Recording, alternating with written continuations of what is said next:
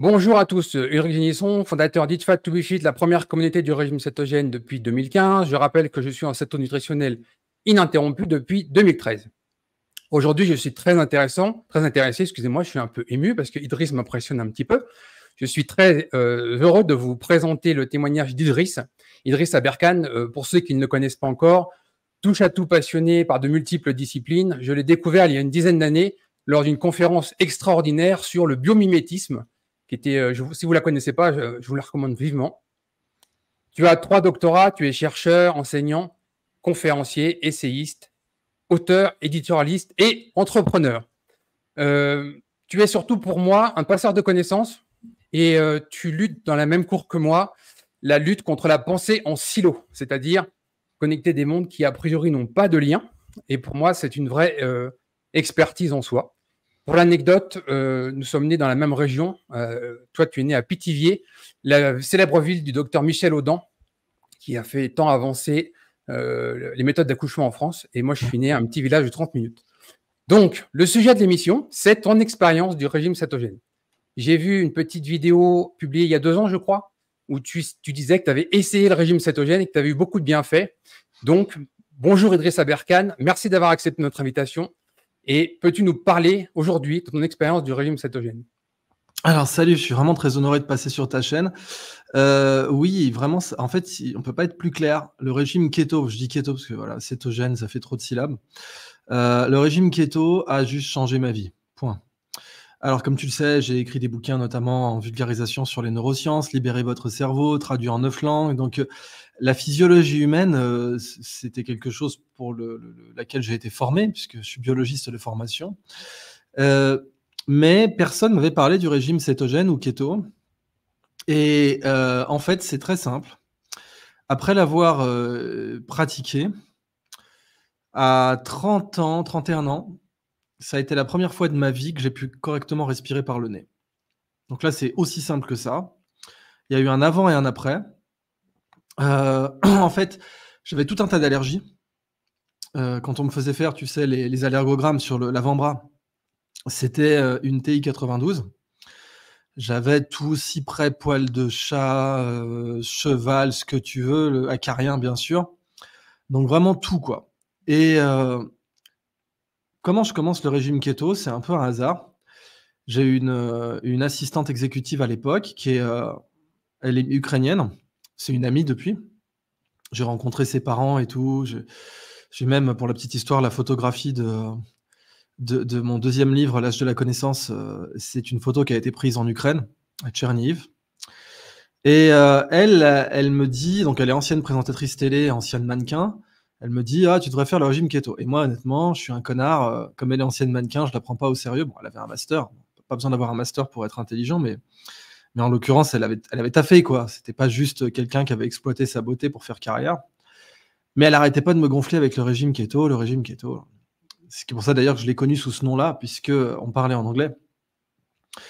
Et comme elle m'accompagnait à mes confs, on mangeait ensemble. Et elle le pratiquait. Donc, fallait trouver les bons restos, machin. Et au bout d'un moment, je l'ai fait. Et là, boum, je peux respirer par le nez. Et j'ai besoin de moins de sommeil et plein d'autres avantages. Ça contrôle mieux mon poids. Alors, je l'ai pas fait comme toi, ininterrompu, parce que tu vois, culturellement, quand même, à une époque, j'ai été pas mal sur l'île de Malte, par exemple. Il y a beaucoup de crypto là-bas. Et en face, t'as la Sicile avec la meilleure pizzeria du monde, qui est à Catane, et qui te faisait les ingrédients kilomètre zéro, notamment les tomates de Pachino, truffes, burrata. Bon, j'étais prêt. Si tu veux, quand tu fais le keto, tu casses que pour une grande occasion. Tu vois, tu vas pas casser pour de la fritasse froide ou pour un kebab. Tu vas casser pour la meilleure pizza du monde. Donc là, j'étais prêt à prendre le ferry ou prendre l'avion de Malte pour aller goûter cette pizza.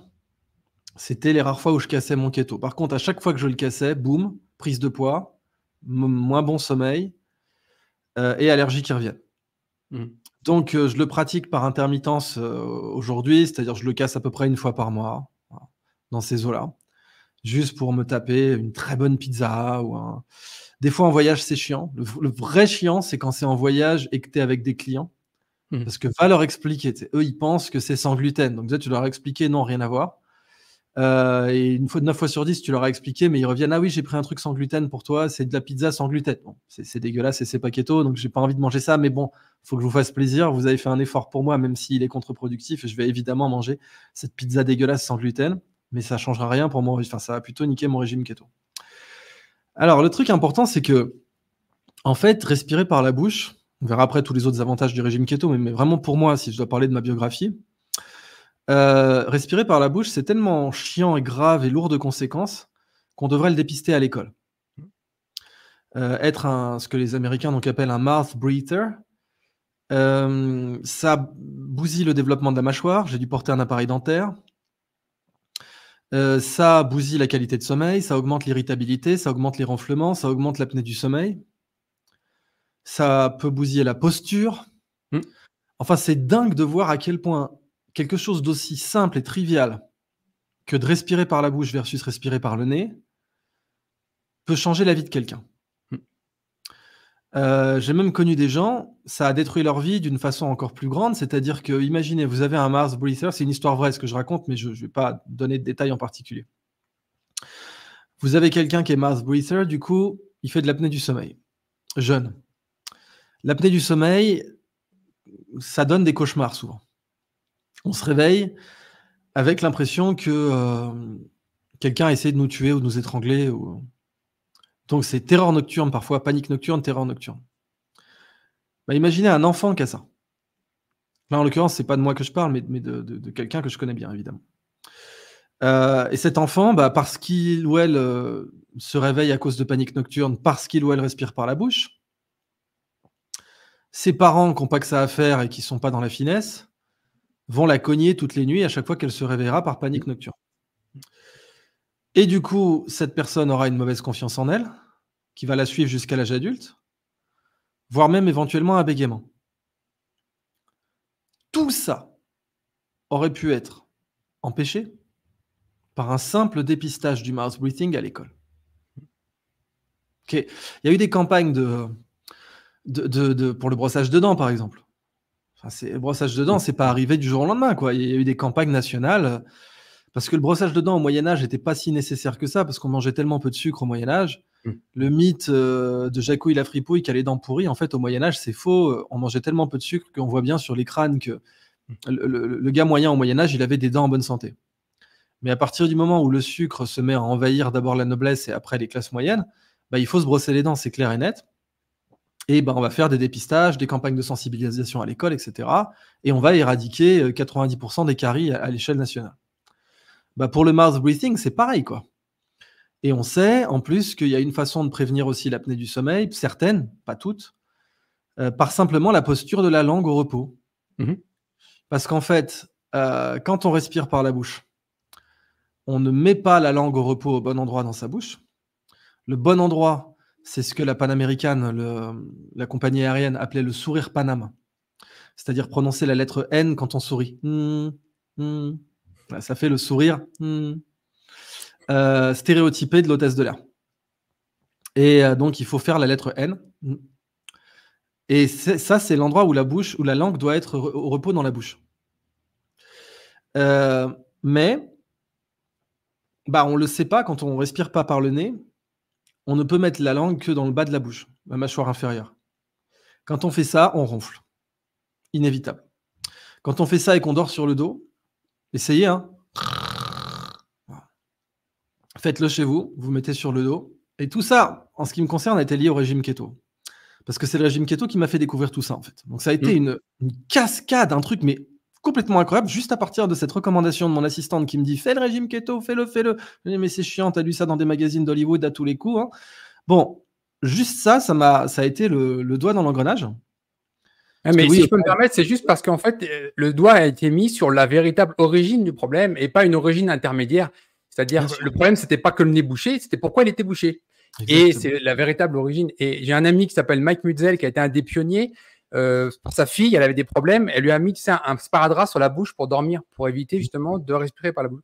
C'était il y a 7-8 ans, c'était un pionnier. Et il avait été considéré comme de la maltraitance. Il y avait rien qui existait, c'était un vrai sparadrap. Maintenant, il y a des marques qui se sont créées, etc. Mais intervenir sur la véritable origine des problèmes, c'est la clé, c'est ce que tu as fait avec le régime cétogène. Oui, parce que soyons clairs. Le Toubib de base, qui aujourd'hui, 9 fois sur 10, n'est plus qu'un dealer de l'industrie pharma, qui lui a fait par des rendez-vous, lui a dit tu prends cette molécule, tu prends cette molécule. C'est comme ça qu'il y a eu le scandale du Levothyrox, le scandale du Vioxx, le scandale du Roaccutane. J'en ai pris d'ailleurs. Parce que bon, aujourd'hui, le Toubib, il se dit face à la machine pharmaceutique, qui suis-je? Moi, j'ai pas le temps de publier des articles à comité de lecture, donc je vais écouter ce que me disent les gens qui en publient, et donc je vais prescrire, je vais simplement être un dealer. Et moi, typiquement, un Toubib, quand il savait que j'avais le nez pris, qu'est-ce qu'il me disait? Prenez de la cortisone. Puis c'est réglé, vous allez prendre de la cortisone à vie, et on n'en parle plus, avec tous les problèmes, tous les effets secondaires que ça implique. Et en effet, soigner le fond, c'était inenvisageable. Dire le terrain inflammatoire, pourquoi j'avais des allergies à répétition, pour tout ça, écoutez, on n'a pas que ça à foutre. Vous avez des allergies, vous prenez des antihistaminiques ou de la cortisone, on n'en parle plus. À vie, bien sûr, avec le problème des antihistaminiques qui provoquent de la somnolence, des problèmes d'attention. Puis là, il n'y a pas de souci, on met le doigt dans l'engrenage. Vous avez des problèmes d'attention à l'école avec les antihistaminiques, mais pas de problème, vous allez prendre de la Ritaline. Alors, à mon époque, on ne prescrivait pas de la Ritaline, mais de nos jours, ça arrive. Vous avez des étudiants, des élèves qui sont sous antihistaminique et sous cortisone, et on va leur prescrire des trucs pour faire la compensation métabolique ou de la rétention d'eau liée à la cortisone. On va leur prescrire des trucs aussi pour les problèmes de l'attention parce qu'ils sont en état de somnolence à l'école.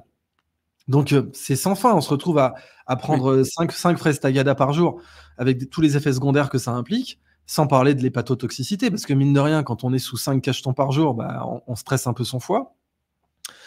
Donc bon, alors qu'il y aurait peut-être tout simplement des façons de traiter le fond, le terrain. Mais le vrai problème, on en parlera après, c'est qu'aujourd'hui, les médecins, les nutritionnistes, etc., sont dans un dogme nutritionnel. L'être humain est fait pour manger 55% de glucides, etc. C'est complètement faux. Voilà, quiconque en sort, c'est-à-dire qu'aujourd'hui, je sais pas moi, tu arriverais voir un médecin en disant voilà, j'ai telle pathologie, essayez le régime cétogène, le médecin prend un risque. Le nutritionniste prend un risque. Il faut se faire radier, absolument. Exactement. Donc, j'en ai parlé longuement avec les problèmes de cholestérol. Aujourd'hui, quelqu'un qui arrive avec 3 grammes de cholestérol, c'est forcément statine. Si le médecin ne le fait pas, c'est une faute professionnelle, c'est le conseil de l'ordre. C'est ça. En France, c'est ça. Voilà. Heureusement qu'il y a des pays étrangers maintenant où c'est pas aussi violent, mais c'est ça. Alors que les statines, on voit que ça a été une vaste foutaise. Et aujourd'hui, il y a des scandales sur les statines à répétition. Comme il y avait des scandales sur les leptines avant. Enfin, c'est toujours c'est un rythme, quoi. C'est structurel. Mais en effet, parce que bon, au départ, le régime cétogène, rappelons-le, il a quand même été développé pour traiter les épilepsies chez les enfants. Donc, il réduisait. Alors, j'aime bien rappeler, juste pour l'anecdote, tu le marqueras, la première étude scientifique épilepsie régime cétogène, c'est 1921. Mais moi, j'aime bien prendre une autre qui est de 1920. Celle de 1920, qui est pour moi la première, c'est le régime cétogène pour inverser un diabète de type 2. Tout à fait. Et quand on voit l'épidémie de diabète de type 2 qu'on a aujourd'hui, je rappelle, 500 millions de personnes dans le monde, plus 500 millions en prédiabète, ça fait 1 milliard de personnes concernées. On avait déjà la première littérature scientifique en 1920 où on nous dit tranquillement, retirez les glucides, mettez plus de gras et le diabète s'en va. 1920. Oui, c'est exceptionnel parce que on en reparlera aussi. Il y avait une théorie qui avait été émise à l'INSERM concernant la possibilité que la maladie d'Alzheimer fût un diabète de type 3. Parce qu'on observe des résistances à l'insuline qui sont complètement étranges et incompréhensibles chez certaines populations de neurones dans certaines maladies d'Alzheimer. Alors on sait bien sûr que la maladie d'Alzheimer, elle se caractérise par des plaques amyloïdes dans le cortex cérébral, mais en fait, voilà, on a ces observations annexes qui est qu'on a des résistances à l'insuline, assez étranges. Et bon, aujourd'hui, on vit dans une civilisation du sucre avec un lobby du sucre. On a les preuves, mais complètement factuelles, de ce que le lobby du sucre aux États-Unis a tenté d'imputer aux graisses des maladies cardiovasculaires qui étaient démontrées comme étant liées au sucre dans les années 60.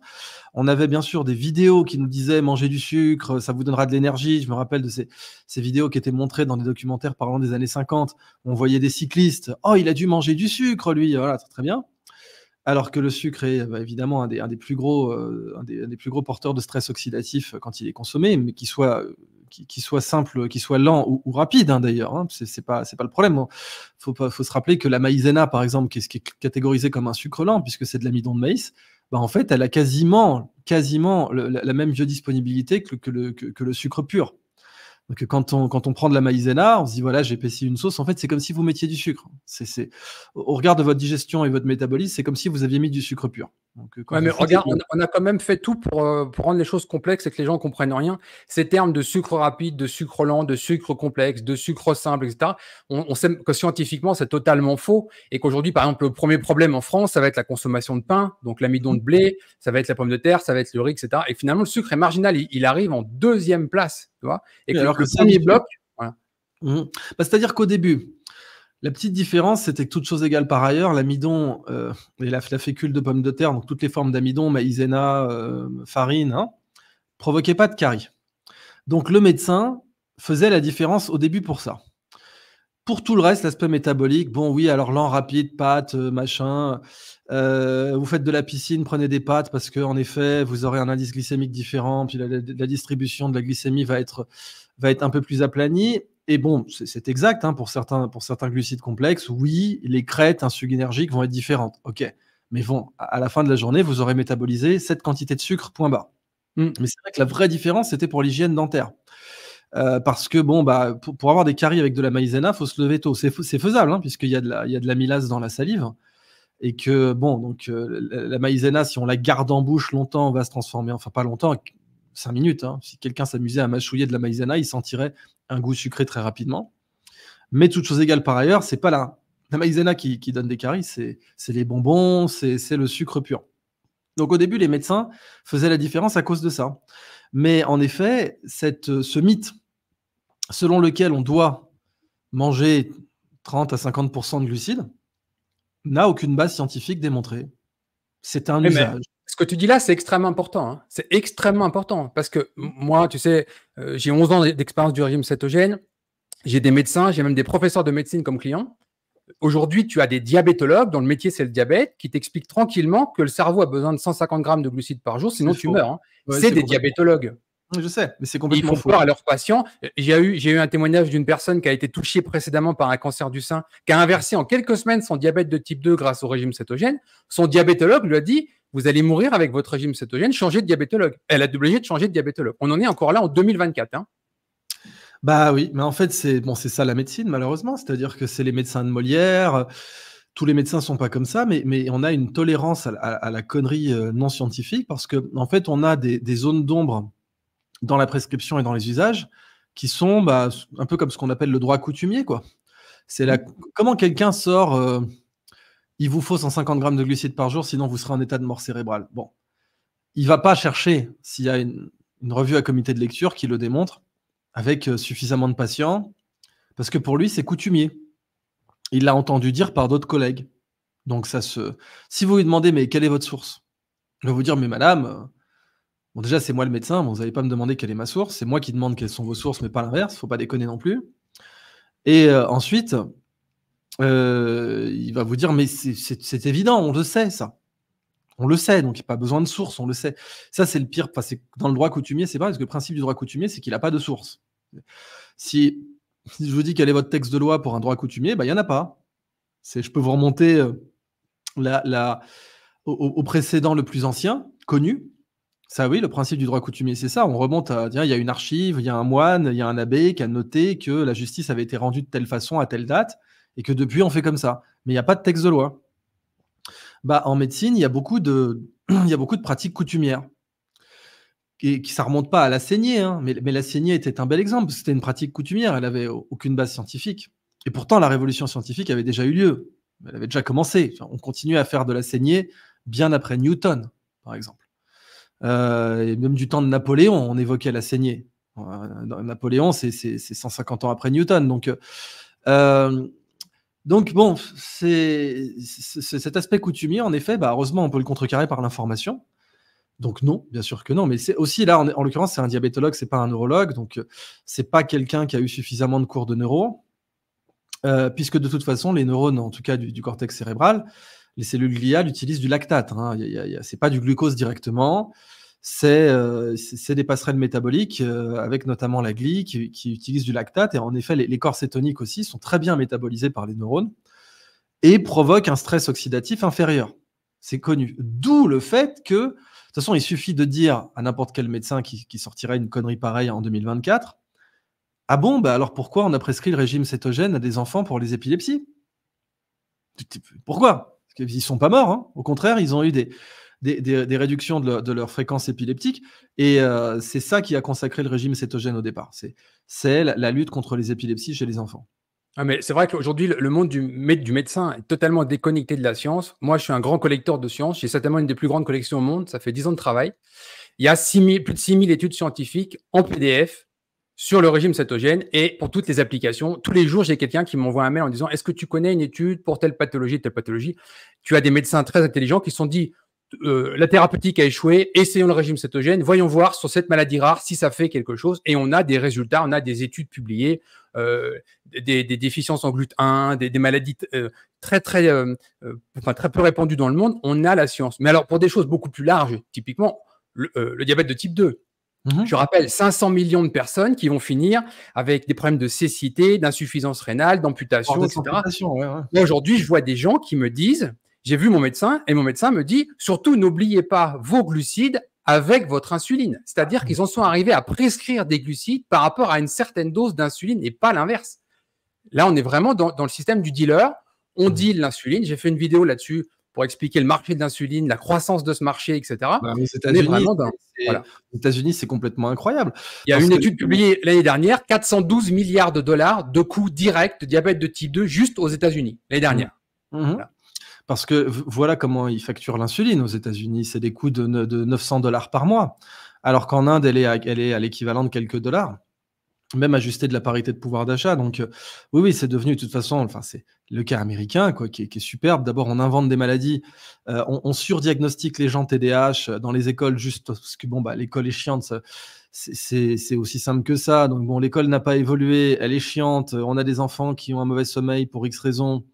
Et on les diagnostique TDAH pour pouvoir leur dealer de la Ritaline.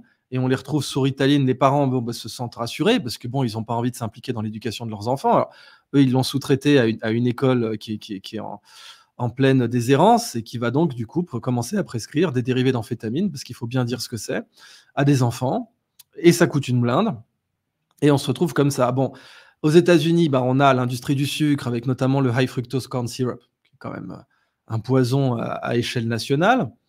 Je me rappelle de tous les gens qui disaient mais non, mais c'est du fructose, c'est gentil le fructose, voilà, c'est bien le fructose, il y a marqué fruit dessus, donc c'est bien, c'est comme si je mangeais une pomme au fond. Donc quand je bois un coca enrichi en high fructose corn syrup, c'est très bien, c'est du fructose. Comme les graisses végétales hydrogénées par rapport au beurre, voilà, c'est des graisses végétales, oui, mais elles sont hydrogénées. En fait, c'est pire que du beurre, c'est de la grosse saloperie, c'est parmi les pires graisses que vous pouvez manger, c'est les graisses végétales hydrogénées. Et donc voilà, on a un business qui marche parce que vous saturez les gens en sucre, donc nécessairement vous avez des résistances à l'insuline qui arrivent, aka diabète de type 2, et après vous n'avez plus qu'à dealer de l'insuline. Voilà, business qui marche. Et en effet, c'est 1 milliard de personnes dans le monde, c'est en croissance, avec l'obésité, etc. Et derrière, vous avez Alzheimer, vraisemblablement, puisqu'il commence à se poser la question de savoir quel est le rôle de la consommation excessive de sucre dans l'émergence de la maladie d'Alzheimer. Oui. Donc c'est magnifique. Vous avez des sujets, pour pas dire des patients, qui vont rester dépendants de vous à vie et qui vont vous rapporter des fortunes colossales, sans parler bien sûr des assurances maladie par-dessus. Donc vous pourrez augmenter bien sûr les franchises, etc., sans les indemniser correctement, comme on connaît le système de santé américain. Et oui, c'est vraiment dramatique. Moi, j'ai entendu d'autres personnes dire que le régime keto provoquait des insuffisances rénales. Alors que scientifiquement parlant, c'est l'inverse. C'est-à-dire qu'aujourd'hui, on prescrit du régime cétogène à des gens qui sont en phase finale.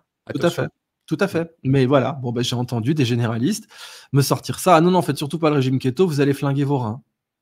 Là, pareil, source, preuve.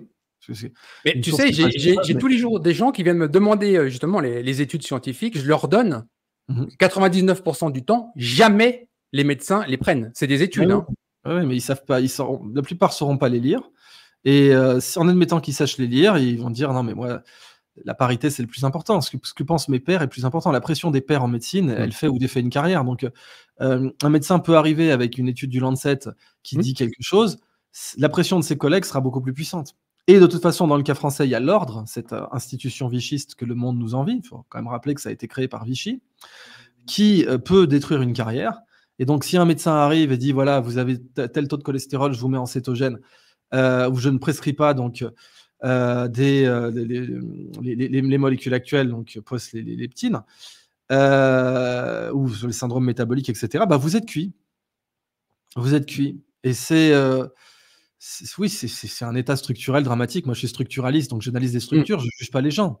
Alors justement, tu vois, ton analyse de structure m'intéresse beaucoup parce que moi, je suis libertarien, tout le monde le sait, je ne m'en cache pas. Au niveau économique, je suis de l'école autrichienne d'économie. Donc, les intérêts économiques m'intéressent parce qu'ils sont en train de s'opposer en permanence. Et on a un vrai problème dans la structure dans laquelle on a aujourd'hui. On a l'État, on a l'industrie pharmaceutique, on a les assurances de santé, alors qu'elles soient publiques en France, la sécurité sociale dans d'autres pays, ou semi-privées aux États-Unis parce qu'il n'y a pas une vraie concurrence. Et au final aussi, on a les médias qui ont une forte pression parce que je rappelle que les États-Unis avec la Nouvelle-Zélande sont les 2 pays au monde qui autorisent la publicité pour les molécules pharmaceutiques à la télévision. 70% du budget de publicité américain, c'est Big Pharma. Et donc, on a un vrai problème parce que l'agent économique final, c'est l'individu. Et lui, il se retrouve tout seul face à cette masse qui a un intérêt dans la maladie, mais qui n'a pas d'intérêt dans la santé. Absolument. Et aujourd'hui, on a une vraie désinformation parce que le régime cétogène ne rapporte rien. Ce n'est pas les producteurs de bœuf, d'œufs ou de fromage qui vont s'allier pour faire quelque chose. Donc, on a un vrai lobby extrêmement puissant qui détient la science puisqu'il la finance, la médecine, les assurances santé. Sur les politiciens américains, il y a énormément de lobby qui est fait par ces gens-là. Et à la fin, les médias qui recrachent tout ce qu'on a besoin de savoir. Et au final, l'individu, lui, il n'est pas informé. Et il devient juste un produit d'exploitation de ce lobby. Moi, ce qui m'intéresserait, c'est comment inverser ça, c'est-à-dire créer un agent économique qui a intérêt à la santé dans cette équation. Ça, ce n'est pas forcément simple à imaginer aujourd'hui. Mais si, en fait, c'est même super simple. Il suffirait de mettre la santé dans les mains des bonnes assurances. Parce que si on veut avoir une analyse libertarienne, tu te rappelles par exemple le fameux proverbe « Si acheter ou vendre est déterminé par le législateur, la première chose à acheter, c'est le législateur ». Donc si acheter ou vendre est déterminé par les députés, ou il suffit d'acheter un député et on peut faire ce qu'on veut. Et puis bien sûr, il y a la célèbre phrase de Rothschild qui disait « Donnez-moi le contrôle de la planche à billets, j'en ai rien à foutre de qui fera les lois ». Maintenant, en matière de santé, aujourd'hui, il y a un conflit d'intérêts majeur, en effet, puisque Big Pharma, dont je rappelle que certains déglingos ont dit que c'était une théorie du complot. Il y a des journalistes qui sont morts en enquêtant sur Big Pharma. Il y a des articles de synthèse et des livres de synthèse sur Big Pharma qui ont été faits par des lanceurs d'alerte qui en ont payé qui ont payé ça de leur vie et qui doivent se retourner dans leur tombe quand des pseudo-journalistes arrivent en leur disant que Big Pharma est une théorie du complot. Heureusement, bien sûr, ça ne l'est pas. On le sait que ça ne l'est pas. Et on a les meilleurs journalistes du monde qui nous ont confirmé. Il suffit de regarder les amendes en série qui ont été infligées à de grands acteurs pharmaceutiques comme Pfizer ou AstraZeneca. Il y a quelques semaines encore, enfin même pas, quelques jours, 10 000 plaintes contre une molécule. Pfizer a négocié directement pour ne pas aller au jugement. Toujours, parce qu'aux États-Unis, c'est comme ça. Donc, aux États-Unis, on sait bien qu'un mauvais accord vaut mieux qu'un bon procès. Donc, même quand il y a des morts, on va régler ça au carnet de chèques. Et c'est pas grave parce que de toute façon, ça leur coûte moins cher. Enfin, c'est comme en finance, quand il y a des crimes financiers, manipulation des cours de l'or, manipulation des cours de l'argent, ils payent une amende qui est très inférieure à leur gain et on n'en parle plus. Et comme ils ne payent pas d'impôt en l'occurrence, de toute façon, cette amende, c'est une sorte d'impôt qui est facultatif. C'est un impôt qui n'arrive que quand ils se font prendre. C'est magnifique. Moi aussi, j'aimerais que toutes les classes moyennes en France et en Navarre payassent leurs impôts uniquement quand elles se font prendre ou de façon facultative. Donc, en fait, il y a un moyen très simple d'inverser ça, c'est d'avoir un système basé sur l'assurance. C'est la légende du médecin chinois qui n'est payé que quand les gens vont bien. Que le médecin de famille, donc on le payerait que quand il y a très longtemps, dans certaines provinces, c'était pas partout, mais ça a vraiment existé, ce principe. On payait le médecin que quand on allait bien. Et quand on n'allait pas bien, quand on était malade, là, le médecin intervenait, mais il n'était pas payé.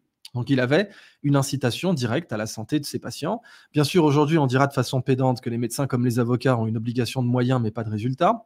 Et que donc, tant qu'ils ont fait la bonne procédure, et là, justement, puisque tu citais l'école autrichienne, on pourrait citer son antagoniste que j'aime pas beaucoup, mais qui a eu une citation assez claire là-dessus, qui est Keynes, à savoir, les gens préfèrent que ça foire avec leur méthode plutôt que ça réussisse sans. La bureaucratie, c'est quand la procédure est plus importante que le résultat. Donc, si en cancéro, par exemple, ou en diabéto ou autre, Si le patient meurt, mais qu'on a suivi la procédure, c'est une victoire. Bon, il est mort, mais c'est une victoire. On a suivi la procédure. Nous, on a tout bien fait. Alors, c'est valable aussi à l'échelle économique, c'est valable aussi à l'échelle politique. Enfin, le principe d'un bureaucrate, et la médecine, c'est considérablement bureaucratisé. Le médecin individuel n'a plus aucune marge de manœuvre.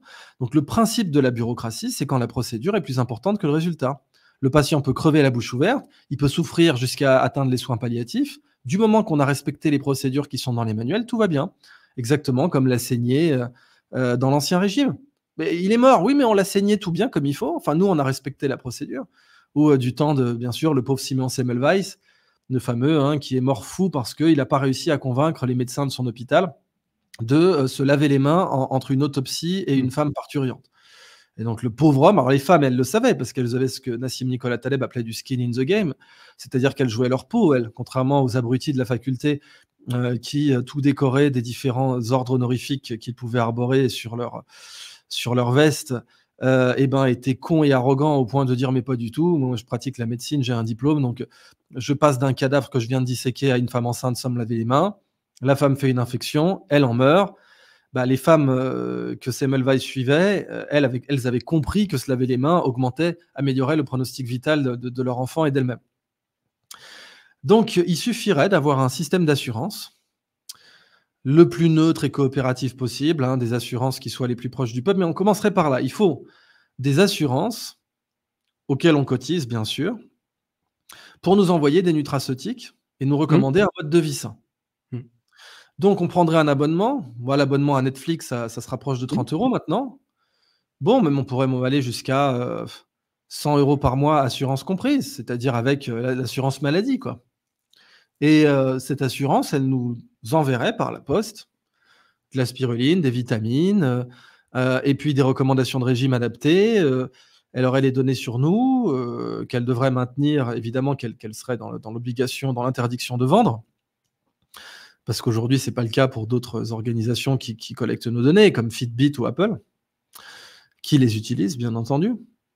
Et cette assurance, elle aurait tout l'intérêt d'être à la pointe des derniers nutraceutiques, des derniers régimes alimentaires adaptés à ses clients, patients. Et elle ne perdrait de l'argent que quand ils tombent malades. Parce que quand ils tombent malades, elle doit décaisser, c'est le principe d'une assurance. On prend un dépôt qui est la prime, et si jamais il y a le sinistre, on perd de l'argent. Donc l'assurance, c'est le contraire d'une banque. Elle prend de l'argent en amont, elle le sort en aval.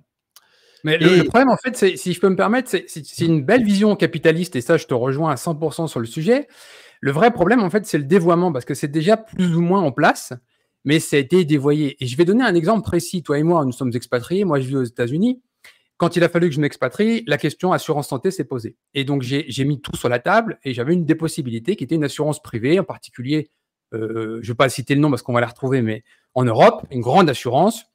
Et est arrivée cette histoire d'injection Covid, etc. Donc, moi, j'ai posé la question, étant donné que le produit n'a pas de mise sur le marché, s'il devait y avoir des dommages, est-ce que vous couvrez, en tant qu'assurance privée, les dommages? Et moi, j'ai un mail qui me dit clairement non.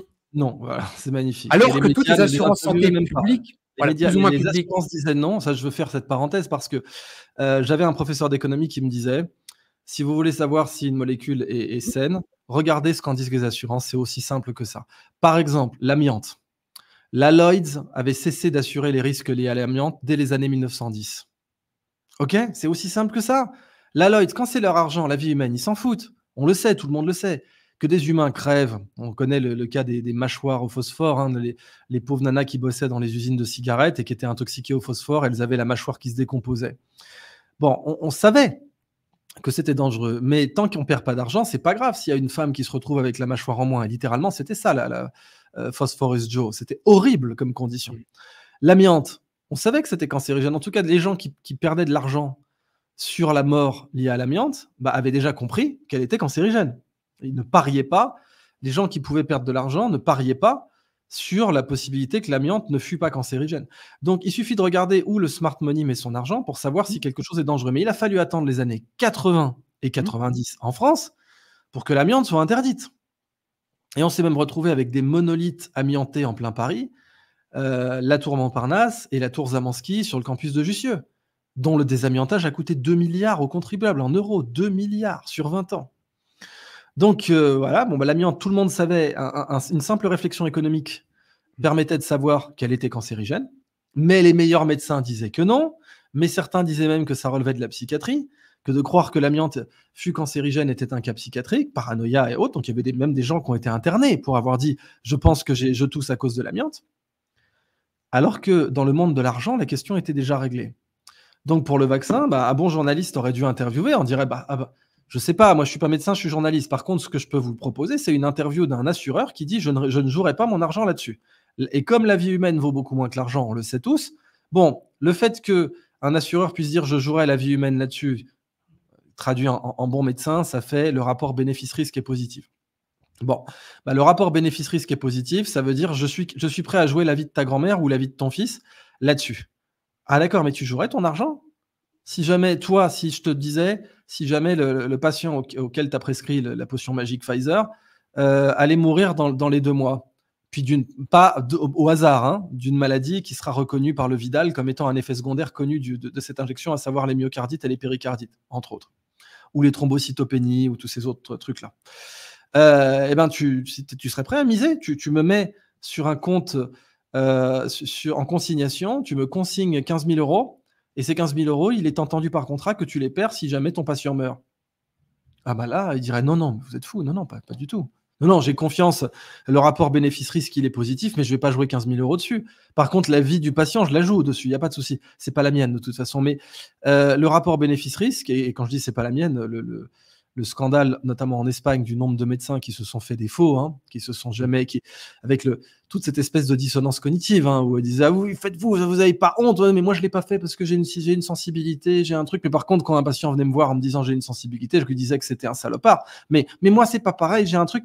Et vraiment le gros scandale des faux en Espagne qui a été révélé par des journalistes d'investigation a démontré ça. Tout évidemment prête à penser que c'est la même chose en France. Et aux États-Unis aussi. Bon, donc quoi qu'il en soit, dans le cas de ce conflit d'intérêts, c'est parce que les assurances sont à la remorque de Big Pharma aujourd'hui. C'est juste ça. Si les assurances étaient plus fortes et indépendantes, parce qu'aussi il y a le fait qu'elles sont détenues par les mêmes fonds, par BlackRock, par Vanguard, donc elles ont des intérêts communs. Mais s'il existait vraiment des assurances qui soient par exemple coopératives, indépendantes, prolifiques, nombreuses, pour éviter qu'elles formassent un cartel, là, on aurait établi une incitation, incentive en anglais, donc une incitation à la santé. Pour l'instant, il faut reconnaître de façon froide que dans notre société actuelle, il n'existe pas d'incitation à la santé. Non. Il existe au contraire une incitation à la maladie, qui commence avec la malbouffe. La malbouffe, je rappelle qu'elle commence à la naissance, avec la baby formula. Qu'est-ce que c'est que ce truc, la baby formula? Vous avez déjà vu les ingrédients? T'as déjà vu les ingrédients?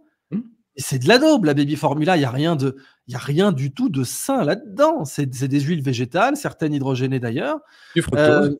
Et du fructose. Enfin, la baby formula, c'est de la bullshit qui a été basée sur la culpabilité des mères. Et quoi, tu ne donnes pas de baby formula à ton enfant? T'as pas honte? Tu es une mère indigne. Aucune maman a envie d'être une mère indigne. Alors, on se retrouve à donner de la baby formula qui est du sucre et des graisses végétales directement et puis ça coûte que dalle à produire, c'est des marges de malade. La baby formula, c'est merveilleux. De toute façon, c'est pas un hasard si Nestlé est aussi riche. Entre l'eau potable que Nestlé privatise, et là c'est merveilleux, je veux dire le prix au mètre cube versus le prix en bouteille de 50 centilitres, si c'est pas magique. Bon, Nestlé s'est dit qu'ils faisaient pas assez de marge, alors ils ont commencé à vendre de l'eau du robinet reconditionnée, ça s'appelle Aquarelle. Et ça c'est magnifique parce que Aquarelle, ils en mettent dans les hôtels avec sous la marque Aquarelle de la vraie haute source. Donc dans les hôtels, pour former les gens au fait que cette marque représente une vraie haute source, ils mettent de l'eau de source avec la marque Aquarelle, sauf que derrière en supermarché, c'est de l'eau de table sous cette marque. Donc de l'eau de table, un mot très élégant pour dire que c'est de l'eau du robinet refiltrée.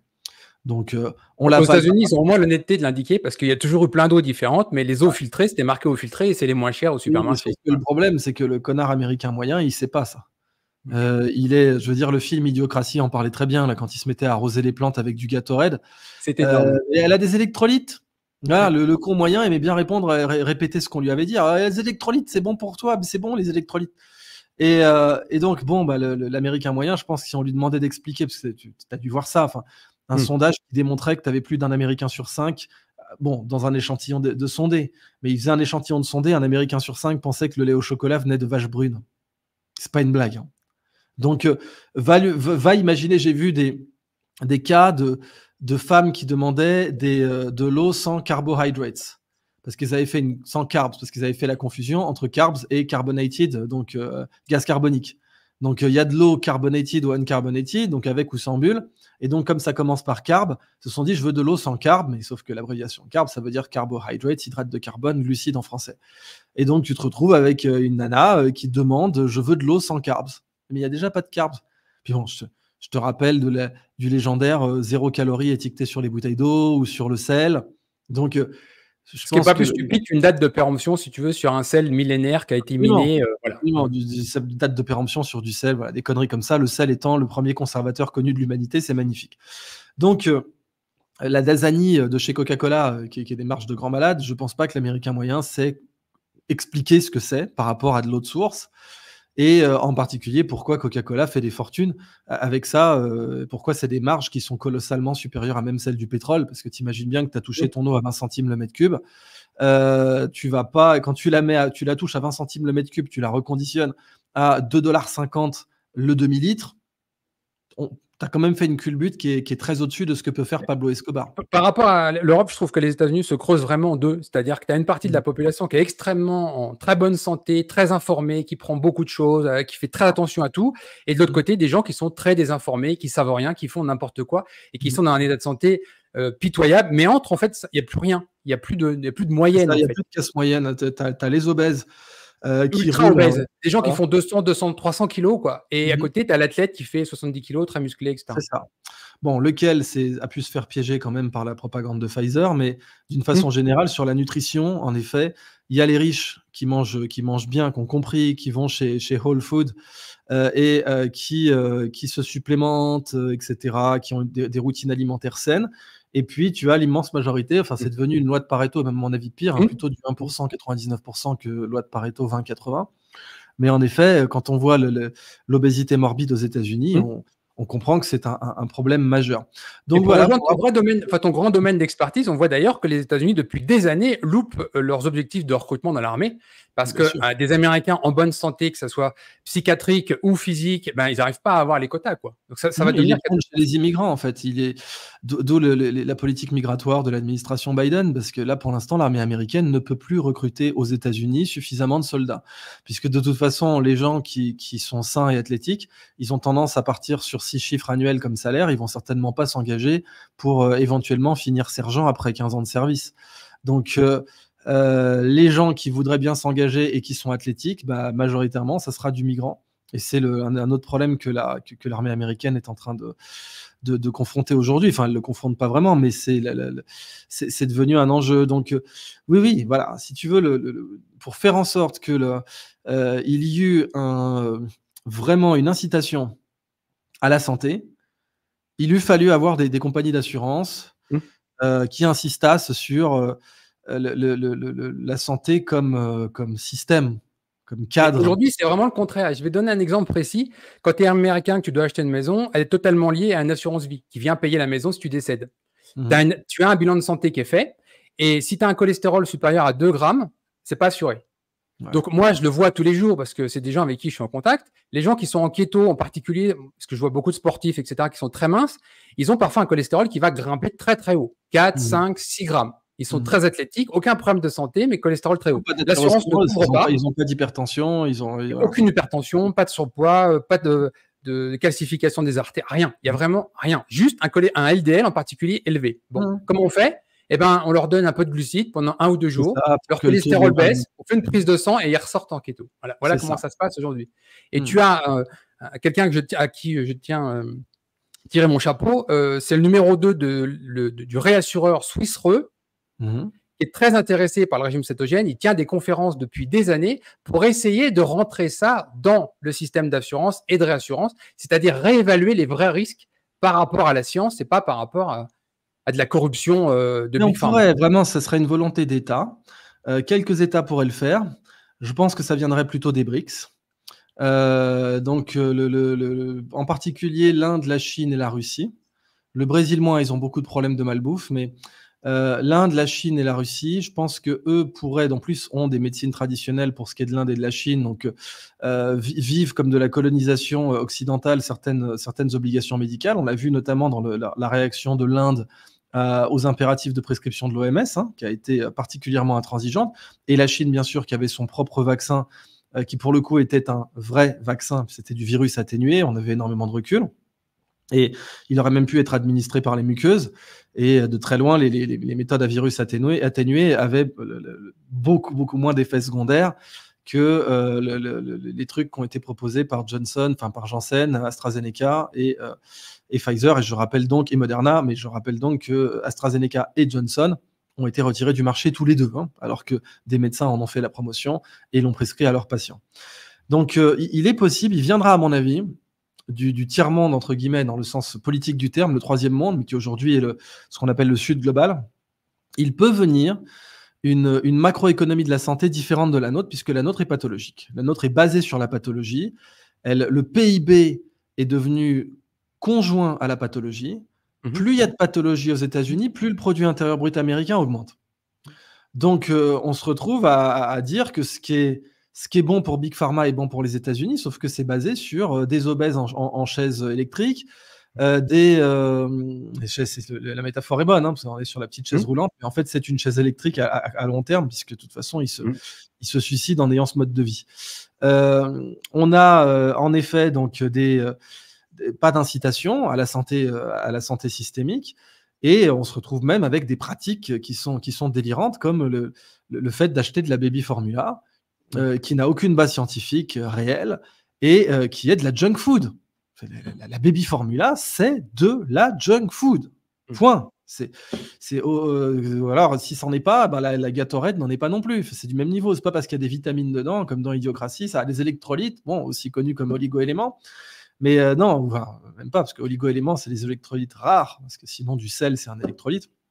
Mais on se retrouve avec, oui, j'ai mis 2-3 vitamines dans de la graisse végétale hydrogénée et du sucre, et qui me coûte que dalle à produire, et que je vais te surfacturer en exploitant ta culpabilité maternelle à plein, et j'appelle ça de la baby formula. Bon. Donc, en effet, il faut changer ce système-là, et la première étape, c'est l'information. Donc la première étape, c'est que les gens sachent en effet, que le régime cétogène existe, que différents compléments alimentaires. Moi, je m'étais beaucoup intéressé à des études sur le kombucha, par exemple, ou sur la spiruline, qui réduisait les tumeurs précancéreuses dans les joues des mâcheurs de tabac de l'État de Kerala en Inde. On a fait des études là-dessus, à comité de lecture, en double aveugle, où on donne de la spiruline additionnée d'eau à des mâcheurs de tabac de Kerala, et dans l'autre groupe, on leur donne juste de l'eau teintée verte, et on se rend bien compte que ceux qui ont pris la spiruline par rapport au placebo voient leur tumeur précancéreuse régresser dans les joues. Donc, ou même des molécules simples. Moi, je suis très énervé parce que... Le bleu de méthylène. Encore même plus simple, parce que le bleu, c'est une molécule du 19e siècle qui a été créée par l'homme. Plus simple, la vitamine D. La vitamine D, tu vois, aujourd'hui, faut être clair, l'être humain est fait pour vivre sous le soleil, produire lui-même sa vitamine D, des vitamines D dans le foie des animaux, etc. Et aujourd'hui, on voit un carnage. 80% des populations occidentales qui n'ont pas assez de vitamine D, même là où il y a beaucoup de soleil, au Moyen-Orient, en Asie, etc., où c'est qu'il y a vraiment une forte luminosité, il y a un vrai carnage au niveau de la vitamine D, et on voit que c'est central dans l'immunité. Et à côté, il y a le gouvernement français qui fait un projet de loi pour en faire un perturbateur endocrinien. On voit le niveau de stupidité. C'est pas de la stupidité, c'est criminel. C'est criminel. Ouais. C'est pas de la stupidité. Là, on est vraiment sur du lobbying. Là aussi, l'importance de l'information, c'est rappeler à nos audiences respectives que oui, l'industrie du sucre, le lobby du sucre a soudoyé, corrompu des scientifiques dans les années 60, afin qu'ils publiassent des études imputant des problèmes cardiovasculaires aux graisses plutôt qu'au sucre, et que c'est de là que vient cette mœurs générale du médecin de dire que le sucre ça va, mais que les graisses ça va pas. Et d'où le 0%, enfin la grande mode des 0%, etc. Par contre, tu vois, à l'époque de la grande mode des 0%, tu pouvais te bouffer les fameux pétales de maïs glacés au sucre de Frosties. C'est du sucre sur du sucre. C'est des pétales de maïs, c'est du sucre, et c'est du sucre avec du sucre par-dessus. Et ce sera ça ton petit-déj. Les œufs, non. Ah non, l'œuf, c'était pas bien. C'est l'œuf à cholestérol, tout ça. Donc, des médecins, moi, du temps où on était jeunes, toi et moi, on est de la même génération. Dans les années 90, si on avait consulté un généraliste sur le petit déjeuner idéal des enfants et qu'on leur avait dit, entre les Frosties et un œuf et une omelette, ils vous auraient dit clairement les Frosties, madame. En plus, il y a des vitamines ajoutées. Parfait. Oui, mais alors attends, parce que moi je suis très triste parce que tu dis ça à notre époque et moi j'en ai subi. Moi j'ai toujours lutté contre le poids. J'ai toujours été au régime, je faisais toujours attention, même en faisant beaucoup de sport, j'avais des problèmes de poids. En 2024, le plus grand nutritionniste de France, je donne pas son nom, mais il passe sur tous les plateaux télé, tout le monde le connaît, te dit tranquillement que manger 2 baguettes de pain tous les jours, c'est très très bien, ça respecte le PNNS. On est en 2024, hein. Magnifique, ouais, magnifique. Moi, je mangeais 2 baguettes par jour et je faisais 105 kilos. Le jour où j'ai arrêté de les manger, je suis tombé à 70. Donc, c'est juste criminel, en fait, de dire ça. Oui, parce que l'autre avantage du régime keto sur le plan de la prise alimentaire, alors déjà, il y a le fait qu'il t'oblige à une certaine vigilance vis-à-vis de ton habitude alimentaire. Et le premier pas vers le contrôle de son poids, c'est la vigilance. Ça, même si c'était une vigilance purement placebo, c'est-à-dire certains nutritionnistes ou psychologues recommandent de faire un petit rituel avant de manger, d'attendre, d'écouter une musique, enfin, il y a plein de trucs, juste pour créer la vigilance. C'est tout. Même si le type, après, il bouffe de la junk food, juste il a cette vigilance. Mais au-delà de ça, en termes de satiété, le sucre, c'est ce qui est digéré en premier. Point barre. Donc, en termes de satiété, et après, nous, bien sûr, on a des mauvaises habitudes de prise alimentaire, souvent quand on étudie ou quand on fait l'armée. Moi qui ai fait les deux, j'ai évidemment acquis les 2 pires habitudes, à savoir manger un sandwich en 15 minutes quand j'étais à la fac. Donc, tu as 15 minutes, dont 5 minutes de queue pour aller à la sandwicherie. Tu ravages ton sandwich en 10 minutes et tu t'enchaînes en marchant pour aller au cours d'après. Et à l'armée, c'est pareil. Alors évidemment, on sait très bien que pour éviter de manger trop, comme la satiété est un sentiment qui prend du temps, eh bien, il est tout à fait possible d'avoir un comportement de prise alimentaire qui dépasse la satiété, mais on s'en rend compte qu'après, on a déjà mangé plus de calories que ce qui nous aurait satisfait. Et avec le régime cétogène, évidemment, l'énorme avantage, c'est que comme les graisses sont digérées dans les intestins par la lipase, on sature l'estomac très vite. Et c'est le sentiment de satiété en régime cétogène, il est beaucoup plus rapide. Donc, et il est physique. Oui, il est physique. On se sent rempli. Alors que les glucides peuvent même passer dans le sang dès les muqueuses buccales. C'est fou, mais on peut comme la cocaïne, si on se tartine les gencives au sucre, ça va passer dans le sang.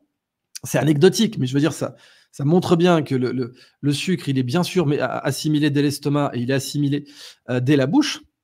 Et même les sucres dits lents, si on mâche suffisamment, ou bien si en fait c'est des faux sucres lents, entre guillemets, comme la maïzena, où là c'est vraiment la maïzena, c'est comme si quelqu'un qu'en met, c'est comme s'il mettait du sucre pur, c'est la même chose.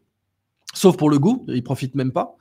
D'ailleurs, c'est vrai que quand on est en régime keto, on peut manger une sucrerie, du coup, en sucre pur.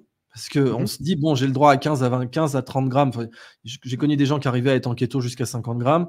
Ils restaient sur les bandes à 50 grammes. Chacun est différent. Mais en tout cas, ça vaut carrément mieux de se faire un petit Paris-Brest le matin et de jeûner et de rester en jeûnant juste derrière. Enfin, Paris-Brest, mauvais exemple. Plutôt un flan ou un cheesecake. Un croissant au beurre. Un croissant au beurre, 25 grammes de glucides, 25 grammes de lipides. Ça fait voilà. Mais sinon, je pense que l'idéal en keto, c'est justement ce qu'on voulait parler de recettes un peu. L'idéal en keto, c'est le cheesecake. Parce que, voilà, avec si possible une base, pas de biscuit bien sûr, mais d'amandes ou de noix de cajou, de trucs comme ça. Le cheesecake parmi les pâtisseries les plus keto. Donc la variante, c'est le flan pâtissier, qui a peu de pâtes. Et on peut faire bien sûr des pâtes keto, mais le flan pâtissier ou le cheesecake, ou donc le cheesecake basque, le cheesecake brûlé basque, ça c'est parfait, au xylitol. Moi, mon petit déjeuner keto classique, alors quand c'est pas des œufs et tout, quand j'ai pas le temps de cuisiner, mon petit déjeuner froid keto, c'est du fromage blanc à plus de 10%, bien sûr, bien fat, un petit coup de xylitol pour le moral, voilà, que je préfère à la stevia parce que c'est un goût de réglisse et tout, c'est quand même un peu typé. Donc un petit peu de xylitol, bien sûr, jamais trop prendre de polyol parce que ça perturbe le transit, sinon, on sait bien. Mais voilà, donc la petite touche. Et après, des fruits lyophilisés. Donc je mets dedans soit des fruits séchés directs, soit par exemple de la fraise lyophilisée, ça c'est cool, toute l'année on peut en manger, parce que je suis quand même pour la consommation de fruits et de produits de saison, mais bon, quand c'est lyophilisé, on s'en fout. Voilà, je mets ça, alors je mets un petit coup de spiruline aussi pour la couleur, ou de chlorelle, je préfère la chlorelle, le goût est meilleur. parce que le goût de la spiruline, là aussi, c'est quand même assez typé, c'est un arrière-goût de poulet. Donc, chlorelle, xylitol, fraises lyophilisées, et après, quelques cerises séchées. Là, c'est pas trop violent en termes de sucre. Et on est bien. Et là, je me mets mon bol dans un bol de coco, genre la noix de coco coupée en deux, quoi. Tac, je fous tout ça là-dedans. J'agite, je mets un peu de thé pour allonger le truc, pour aussi hydrater les fraises. Et là, je me régale.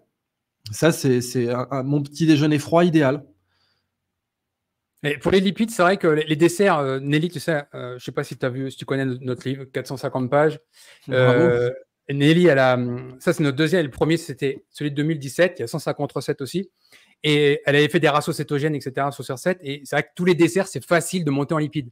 Donc, quand on mange des choses un peu plus lean dans l'assiette, les viandes plus lean, etc., des desserts cétogènes, c'est très facile d'avoir un excellent ratio cétogène.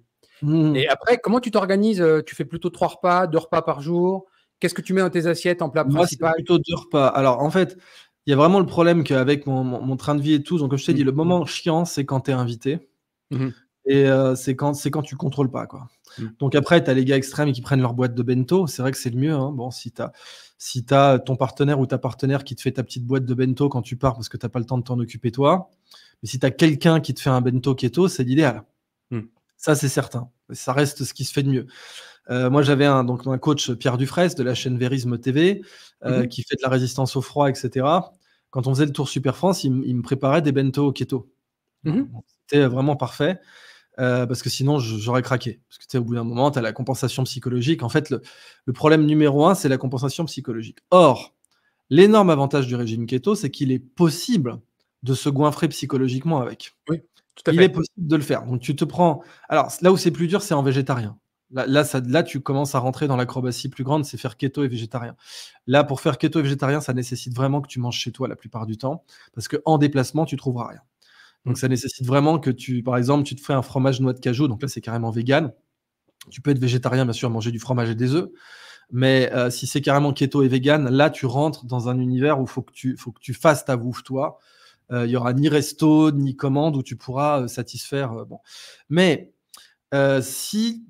Par exemple, tu es flexitarien ou même carniste, bon, bah là, tu te fais un brisket, fuck you, bien gras, un bon brisket fumé, là, arrosé de cheddar, ce qui est littéralement ce que je viens de manger avant cette interview. Donc, je me suis commandé, parce que là, je rentre de voyage, donc j'étais pas chez moi, mon frigo était vide, il a fallu que je me passe une commande, ce qui est toujours chiant. Quand tu commandes, tu as des pays où c'est très facile d'avoir des commandes keto, comme Malte. Malte, par exemple, tu as ce que tu veux en keto. En Italie, c'est beaucoup plus compliqué, tu vois. Bon, sauf à Rome, où j'ai vécu aussi, où là, tu as un énorme choix. Mais au bout d'un moment, il va falloir cuisiner toi-même. Et donc, là, bon, j'ai eu du bol, j'ai eu une commande, très bon resto de barbecue, je leur ai commandé 200 grammes de brisket, en spécifiant bien que je voulais la partie la plus grasse possible. Ça tombe bien, c'est pas celle-là qu'ils vendent en général, ils étaient très contents. Et vous m'arrosez ça de cheddar irlandais que vous me passez à la salamandre. Ouais, c'est keto as fuck. Pour les antioxydants, j'arrose ça de thé Earl Grey et éventuellement de vitamines en plus ou de fruits pas trop sucrés et riches en vitamines. Et là, c'est bon, j'ai eu un déjeuner keto, mais surtout réconfortant, comfort food. Réconfortant sur le plan psychologique. Et ça, c'est ce que j'aime avec le régime keto, c'est qu'il te donne les réflexes de surveillance, de vigilance. Il te donne la satiété, ce qui a toujours été un problème avec moi, parce que j'ai tendance à me goinfrer, tu vois, et à bouffer plus vite que je me sentirais rassasié, ce qui est la première cause pour être obèse, c'est tu bouffes plus vite que tu te sentiras rassasié. Or, quel est le groupe alimentaire qui maximise ça? Le sucre. Mais clairement, le groupe alimentaire qui maximise le comportement de manger au-delà de sa satiété, c'est les glucides. Bon. Bah, avec les lipides, tu peux pas faire ça. Avec les lipides, même si tu sais, j'aime bien donner comme exemple aux gens l'histoire du repas de famille pendant les fêtes, etc. Le repas, il va commencer à midi et à 16h, on est encore au petit chocolat, au gâteau, etc. Le volume de nourriture. Ah oui, non, mais là, tu es sur du 4000 calories. C'est bien pour ça que les gens... Mais ça rentre quand même. On en a encore besoin. On a encore faim. On refuse pas la part de gâteau, le bout de chocolat. En effet, si c'était du cétogène, tu pourrais pas. Impossible. Moi, je l'ai fait plein de fois, vraiment manger. Moi, je suis en régime plutôt carnivore maintenant, mais il y a un moment donné, quand je mange, je peux plus ajouter une fourchette. C'est fini. Tu sens que tu es calé. Plein. Et donc, ça, c'est un des trucs que j'aime le plus avec le régime cétogène. Parce que vraiment, ça te procure le réconfort tout en luttant contre les mauvaises habitudes psychologiques. Typiquement, manger au-delà de sa satiété, etc. Donc voilà. Et après, donc pour les repas, ce que j'aime bien, c'est que toi, tu as fait un livre de recettes, c'est génial. J'espère que tu devrais les poster en story et les faire sur Instagram et en short YouTube. Alors, pour te dire la vérité, on a abandonné tous ces réseaux-là en 2020, quand la censure a commencé à arriver. Moi, je me suis vraiment positionné là-dessus. Et on s'est mis sur le réseau MiWi. Je sais pas si tu connais. Bien, mais en fait, si tu veux, ces réseaux-là, il faut les prendre pour ce qu'ils sont, c'est-à-dire tu fais le moins possible de militantisme dessus. Par contre, tu fais l'accroche, tu les utilises pour l'accroche. Ouais, non, mais ça a été trop loin. Honnêtement, j'ai fait un article qui s'appelle Le régime cétogène. Non, mais j'ai vu des gens qui se sont fait shooter leur compte Instagram à 250 000. Salandino, par exemple, c'est arrivé parce qu'il mettait un plat avec une entrecôte dessus. Le compte a été shooté 250 000. Et il en a recréé un derrière. Et j'ai pas envie de subir ça, donc j'ai dit non. Mais en tout cas, il faut que vous en fassiez des petites. Moi, sinon, Pinterest aussi, c'est là-dessus que je me renseigne sur les recettes keto. Donc, parce que j'aime bien les prendre en no-bake, tu vois, parce que quand des fois, j'ai pas de temps. Ça sera avec plaisir que je te fais parvenir Bonjour Keto, dédicacé par Nelly. Ça lui fera plaisir de te l'offrir. Volontiers, vraiment volontiers. Et donc, en effet, moi, j'aime bien me cuisiner des trucs keto. Et donc voilà, en général, c'était ça. Alors, sinon, après, bien sûr, poisson, crevettes avec de la bonne sauce, de la crème. Bien sûr, les fromages, burrata, mascarpone, bon, qui est pas un vrai fromage, mais techniquement, la burrata n'est pas un vrai fromage non plus. Mais en tout cas, voilà, bon, je kiffe le fromage, donc je m'en mettais plein la ganache. Une bonne fondue, tu prends ton pied, que tu fais avec les restes de fromage. Et puis, donc, ensuite, voilà, soit poisson, soit viande, sinon des œufs.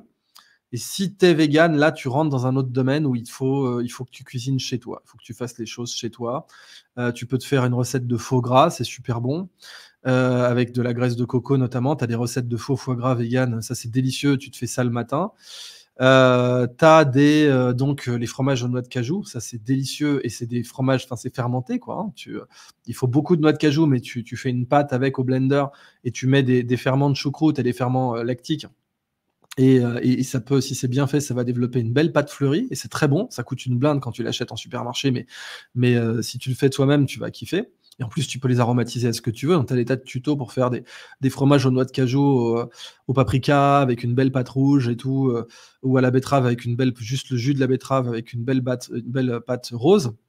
Donc voilà, ça c'est faisable. C'est en général ce que je me fais quand je veux faire du keto. Puis après, bon, à une époque, quand je vivais à Malte, tu avais carrément des milkshakes keto qui étaient vendus dans la rue. Donc tu descendais, tu pouvais te faire, sinon bien sûr, des bars keto aux amandes, graines de courge, avec un peu de xylitol, délicieux, comme le laddu. Le laddu, c'était une pâtisserie que j'aimais beaucoup en Inde, mais c'est ultra sucré.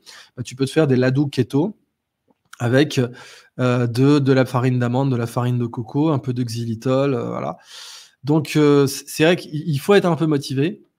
Vraiment, pour moi, le plus chiant, c'est quand tu es en repas d'affaires. Là, les gens, ils comprennent pas, il faut que tu leur expliques, ça rentre par une oreille, ça sort par l'autre parce qu'ils confondent glucides et gluten. Donc, ils se disent que s'ils te mettent du pain complet, c'est bon, par exemple, tu vois. Ou du riz noir, et on dit mais combien de fois j'ai des clients qui croyaient bien faire, ils me disent tiens, je t'ai mis du riz noir à cause de ton régime spécial, ou je t'ai mis du pain complet à cause de ton régime spécial, ou je t'ai trouvé du pain sans gluten ou une pizza sans gluten comme je te disais, ce qui est dégueulasse parce que bon, ce qui fait une bonne pizza, c'est justement l'élasticité de la pâte qui est liée au gluten. Donc bon, mais c'est vraiment faisable, et moi j'insiste sur le fait que ça a changé ma vie, quoi. C'est ça le plus important. Et honnêtement, tu as l'air vraiment très enthousiaste sur le régime cétogène. Je ne te vois pas revenir en arrière. Peut-on parler peut-être d'autres bienfaits que tu as pu obtenir? Tu vois, tu parlais tout à l'heure du monde crypto. Alors, moi, je connais bien le monde en Californie, les startups, crypto, etc. Parce que le régime cétogène est vraiment arrivé à la mode dans les années 2010 pour des soucis de productivité. Ils se sont aperçus que quand le cerveau marchait au corps cétonique, ça allait plus vite. Oui. C'est là que le jeûne intermittent a vraiment monté, etc. Et on voit très bien que c'est le même petit monde, la tech, les cryptos, libertariens et en keto, parce que finalement, c'est le même esprit de je conteste l'idée dominante et on va faire autrement. Parce que ce qui m'est présenté, ça passe pas, je comprends pas. Ah, pour la vigilance, c'est clair et net. Hein. Pour la vigilance, tu supportes une nuit de 5 à 6 heures beaucoup mieux, voire même elle devient ton standard en régime cétogène quand tu as bouffé des glucides. Parce qu'en plus, tu as l'autre problème, c'est que quand tu es sous glucides, tu vas te bouffer les crêtes insulinergiques et donc tu auras des moments de coup de barre. Mmh. C'est inévitable. Et t'as pas ça, parce qu'évidemment, tes rythmes de vigilance ne sont pas conditionnés par tes rythmes insulinergiques quand tu es en cétose. Donc, tu te rends bien compte qu'après un repas, même si tu as fait ton repas de midi normalement, mais qu'il était keto, tu auras vraiment zéro problème de vigilance postprandiale. Alors que tu t'es fait une pizza ou des pâtes, Mmh. ça va être compliqué juste après le repas d'être vigilant, quoi. Tu auras D'ailleurs, tout envie de tout à l'heure, commencer tu ça. parlais d'assurance, mais si on relie avec ça, quelle est la quantité de personnes qui perdent la vie dans le monde suite à un accident automobile à cause d'une perte de vigilance après un repas riche en glucides? Ouais. Question, est-ce que les assureurs veulent calculer ça? Bah, évidemment que non, mais c'est fait partie des tabous actuels où on se rendrait compte certainement que c'est des dizaines de milliers par an. Mais c'est normal, mais c'est quelque chose qui c'est que je dis, on en revient au droit coutumier, on en revient à la prescription coutumière. C'est-à-dire, tant que c'est normal, tant que les gens trouvent ça normal, ça va. C'est comme pour les suicides. Tu regardes le nombre de suicides qu'il y a par an, donc je crois que dans le monde, ça doit être quelque chose comme 3 millions, plus que ça, hein. Je vais aller vérifier direct parce que je sais que c'est un Mmh. problème de santé publique. Donc les suicides globalement par an. J'ai un Heu, ami, que j'ai interviewé, Jonathan Edwards, qui a écrit un livre sur la kétamine là-dessus, ouais, pour prévenir les suicides, qui est extrêmement intéressant et justement, il y a les datas dedans. Si les gens, veulent lire ça, bon, il est en anglais, mais il est extrêmement intéressant. donc apparemment, c'est 7 millions par décennie. Donc c'est 700 000 par Peut-être an en 700 000 par moyenne. an. Mmh. 700 000 par an. Tu te rends compte? Mmh. Tu te rends compte? Et bon, on fait rien, quoi. C'est si des antidépresseurs, si, voilà, mais on n'a pas adressé le cœur du problème, quoi, qui est structurel, qui est la forme de nos sociétés, qui est la forme des attentes Mmh. qu'on a imposées et infligées aux gens, et cetera. La Moi, nutrition, on commence à avoir des études la maintenant sur la nutrition, psy toutes les évidemment, études de régime totalement. cétogène et psychiatrie, voilà. Mmh. Absolument. De toute façon, le régime cétogène, au départ, venait du monde de la neurologie et de la psychiatrie. Mmh. Et tu dis que tu es libertarien. Moi, si je devais recommander une seule chose à la NRA, aux États-Unis, je leur dirais: «Mais arrêtez de dépenser de l'argent pour redorer votre blason. Vous avez juste à financer la Mmh. meilleure campagne de lutte contre le suicide à l'échelle nationale. Oui. Si vous faisiez ça, tout le monde vous respecterait. Or, les hommes se suicident majoritairement par arme à feu aux États-Unis. Mmh. Toutes choses égales par ailleurs, les hommes ont des actes suicidaires plus violents que les femmes qui, elles, vont privilégier, les médicaments, par exemple, l'empoisonnement. Et donc, la NRA peut très bien dire: «Regardez, nous, on s'occupe de la sécurité et de la safety. La preuve, on a investi dans la prévention du suicide aux États-Unis». Mmh. Ça serait, en termes de relations publiques, pour eux, ça serait très intelligent. Ils ont totalement les moyens pour ça et ça leur coûterait moins cher que ce qu'ils font aujourd'hui et ça serait un service rendu à la nation. Mais bon, bah, ils le font même pas parce que j'ai Bah, même chose avec les crimes de masse, hein. Les crimes de ouais, masse sous antidépresseurs. ah bah, bien On sûr, est à 90, hein. Il y a personne. absolument. Tu sais, j'adore, quand ils te disent, quelqu'un a en gros, perdu l'esprit et a fait un crime de masse. Quand tu fais Ouais, un non, crime non, de il masse, je il vois pas était comment en tu peux avoir ton esprit, antidépresseur. enfin, c'est Ouais, il stupide. était en descente d'antidépresseurs. Absolument. Tu as eu des cas où des fois déconnecté de la réalité à cause d'un cocktail, antidépresseur plus, molécules contre les effets secondaires, typiquement, effets pyramidaux et cetera. Mmh. Et c'est à cause de ça qu'en effet la personne a fait son est passée à l'acte. Donc, oui, oui, mais voilà, quand les gens trouvent ça normal, Mmh. ils font rien.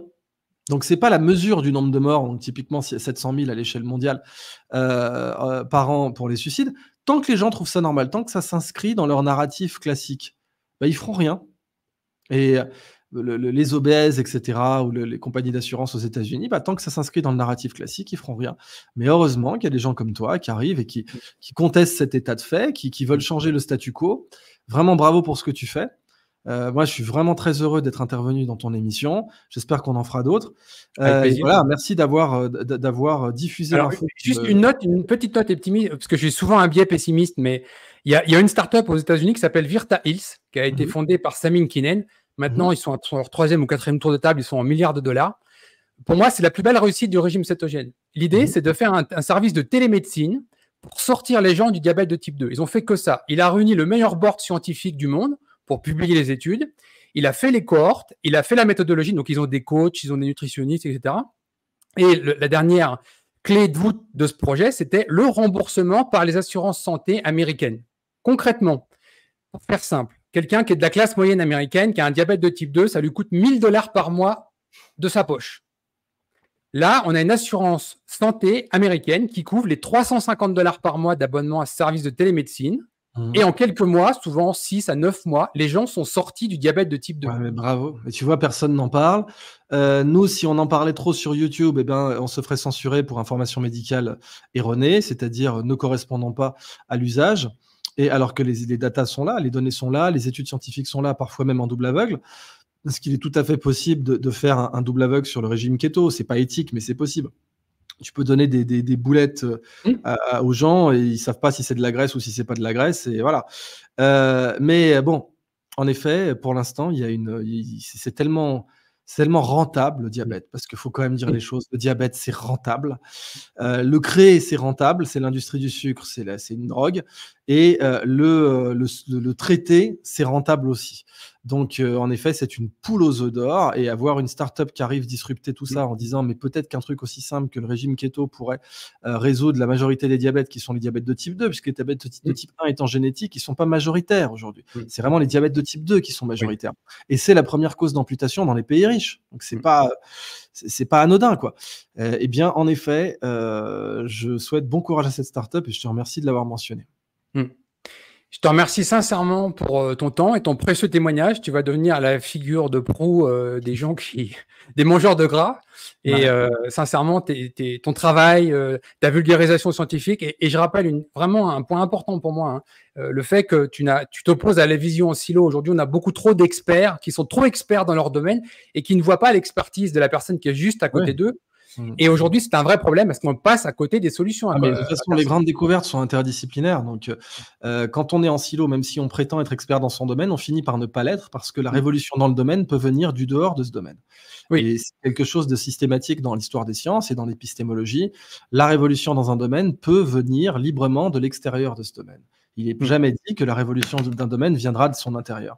Donc, en effet, quand et je te prends l'exemple typique, c'est Lord Kelvin, qui était quand même anobli par le roi d'Angleterre, et à qui on doit la mesure des degrés absolus en Kelvin, qui avait dit on ne pourra jamais faire voler un avion.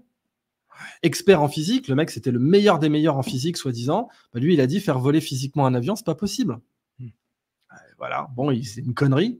Et en médecine, Dieu sait qu'on en a eu plein des cons comme ça. Je rappelle que Pasteur n'était pas médecin, que c'est grâce à l'argent des joyeux fermentateurs de vin et de bière qu'il a été financé, parce qu'il a étudié au microscope les levures qui permettaient de faire le vin. Donc, notamment le vin de voile dans son Jura natal, qui était un vin, donc cuve ouverte, jaune, le vin jaune, où il étudiait la voile du vin jaune, le voile du vin jaune au microscope. Mais si, depuis l'intérieur de la médecine, il avait dit « je pense que ce sont ces micro-organismes qui causent la plupart des maladies », on l'aurait pris pour un fou. Et d'ailleurs, beaucoup de médecins se sont opposés à son travail. Et il était donc vraiment pas médecin. Donc, et puis bon, Semmelweis était médecin, mais il n'a pas été pris au sérieux par les meilleurs experts de la faculté. Donc oui, c'est hélas, quiconque étudie l'épistémologie sait que c'est un standard et que c'est très bien de lutter contre la pensée, en effet, en silo. Mais je te remercie sincèrement parce que ton travail est précieux aujourd'hui dans le monde de désinformation qu'on a. Et tes vidéos sont toujours intéressantes. Donc, sincèrement, merci pour ton temps, merci pour ton témoignage. Merci à vous tous. Et donc, vraiment, suivez la chaîne Eat Fat to Be Fit. Et j'espère revenir. À très bientôt. Ça sera avec très plaisir, avec grand plaisir sur n'importe quel sujet. Il y a beaucoup à dire sur la nutrition et la santé. Merci beaucoup. Ciao.